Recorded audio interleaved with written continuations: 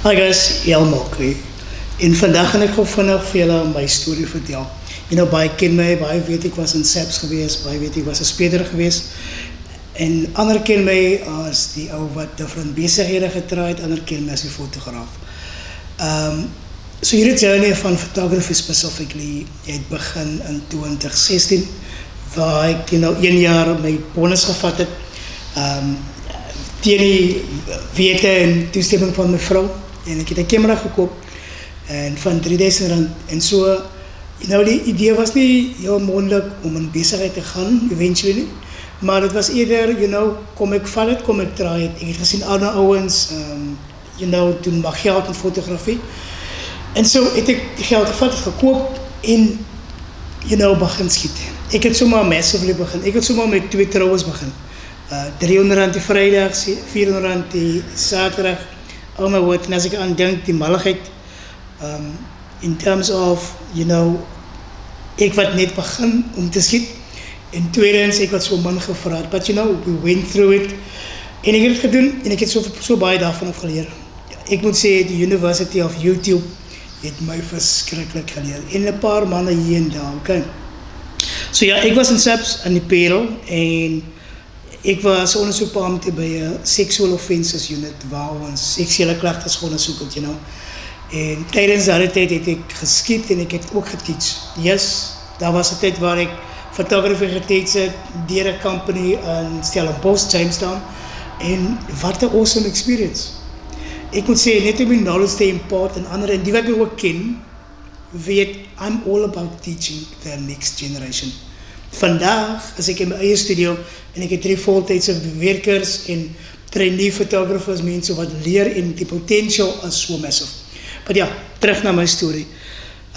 So ek het begin met die journey van photography, teaching, en ek dink dit was 'n tyd waar die twee geclash het, want ek het so baie aandag gegee aan photography, en aan die ander kant was ek by die sexual offences unit wat so baie van my gesoek het. Soos almal weet, ons het 'n pandemie in Suid-Afrika, en so daai unit is verskriklik besig, en respek aan FCS Parelse mense. But soos ek aangaan het hierdie idee en, opgekom in my om eendag my eie ding te doen. Om eendag my eie baas te wees en om my eie journey te kaaf. En hierdie ding het begin sterker raak en met my vrou gepraat oor, maar soos 'n mens, soos baie ander, hulle wil het doen, maar daar is net hy dryf en die genoegsame oortuiging om het te doen. And so something happened within the job. En het depends op die persoon. Jou perspectief kan 'n groot indicator wees van, gaan ek vorentoe of gaan ek stil staan. So het was 'n oomblik wat nie lekker was nie, maar het was ook 'n blessing in disguise, because dit het my die nodige, motivation en krag en gegee om my next stap te doen. So, wat ek gedoen het vir 'n lang tyd is om my value te base op die plek waar ek was. En om my value te base op die plek waar ek is. En tot op daai oomblik het ek daai gedoen. Because ek het gedink, die plek wat ek bereik het in my lewe, that's the ceiling. Dat daai is die limit van my potential. En ek wil vandag het vir jou ook sê, jou limit, jy is soos 'n bottomlose put met endless potential en endless possibilities lê daar vir jou. So ek het daar gekom waar ek besef van no. Daar's baie meer in my, as net die occupation, as net hierdie posisie as ondersoekbeampte, en my destiny word alleen deur my, gekaaf. En so that happened, en ek het daai gevat as fuel, en as genoegsame motivation, om my stap te vat, en om die polisie te los, guys, dat is geen child's play, om 'n stable job te los, waar jy, genoeg by om te survive, waar jy benefits het, ek sê vir jou, dat wat gedoen is. En om te dink dat hierdie side daar sal heel moontlik nou jou nuwe norm is, en jou nuwe, die ding waarop jy dependent is. En so, 2023 June het gekom, en ek het klaargemaak, wat 'n groot stap in my lewe.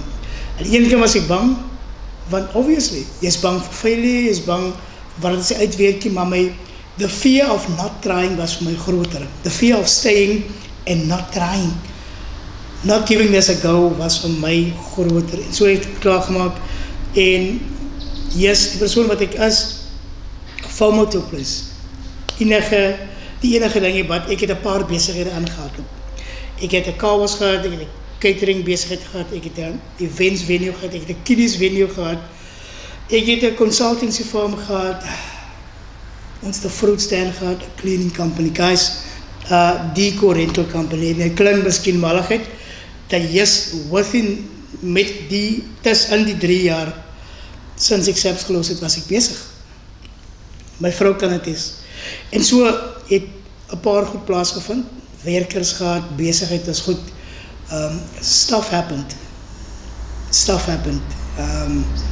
En so eventually die jare moes ek besluit maak, you know what, kom ek tune die dinge bietjie af, you know, of ek brand uit die, of ek gaan net so aan en ek fail miserably along the line, toe ek al die goed toegemaak, en ek het net kom fokus op fotografie. Van die goed was toegemaak weens noodgedwonge omstandighede, obviously, failures is daar, maar dat is hoe mens leer.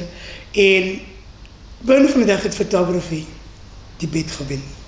En aan die begin van die jaar het ek weer kom focus op die game, myself kom collect, na die toemaak van die besighede, en het vinnig daarop, dit maak jou verskriklik seer wanneer jy besigheid toemaak, because you know, jy sit jou tyd, jou effort, jou geld, jou hoop daarin, jy vertel van mense daarvan, jy sien uit na die potential wat het het en waartoe jy gaan, en wanneer die ding kom val, dan is dit 'n persoonlike pyn wat ek kry. Wat jy moet nie stilstaan nie. So vir 'n oomblik het ek stil gestaan, myself gekete, gereset, gerefocus, en gesê, okay, let's rebuild, kom ons leer uit die lesse van die past, en ek is so bly vir die lesse, ek is so bly vir die mistakes, so bly vir die failures, wat plaasgevind het, tot op vandag, want dit maak vir my die mens wat ek is, dit maak vir my die besigheidsouder wat ek bekom, en yes, dit gaan oor wie jy bekom in die journey, en so, ja, die jaar het ons net weer gefocus op fotografie, seker so 4 maande terug, het ons in hierdie space ingetrek, en toe die team bygekom, en guys, julle sal ook sien, ons het al sedert dan het ons al 'n hele paar bekende gesigte geskiet. Rowan Rana, Ricky van die Frontline, Diego, you know, Michaela, Natalie Bickerstaff, en so die journey tot hier was nie maklik nie, maar nou is dit die volgende fase.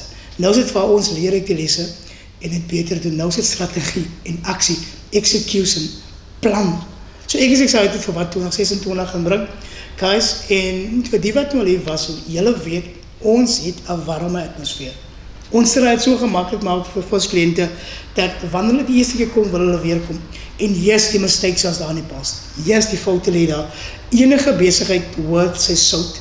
Enige succesvol company daar buite het foute gemaak. En ek is dankbaar vir die mense wat patient genoeg is met ons, waar ons fout maak, waar ons leer, en waar ons rectify. Ek is dankbaar vir die mense wat so patient is. Because, guys, ons kan net improve. En ons is in die mindset om te improve. So guys, again, Marco Martinzi, en hier is my journey. Ons aim om hierdie jaar massive goed te doen. En yes, focused areas van EM Studios die jaar is birthdays en matriekafskeide. Guys, ons het geweldige inquiries op birthdays en matriekafskeide. En ons aim om hierdie studio binne die volgende maand of 2 te upgrade. So ek hoop julle volg saam ons die journey, volg saam ons wat gaan gebeur en hoe my team gaan improve en gaan goed raak. Guys, ek is excited vir hulle part en ek is excited vir die toekoms van EM Studios. Thank you.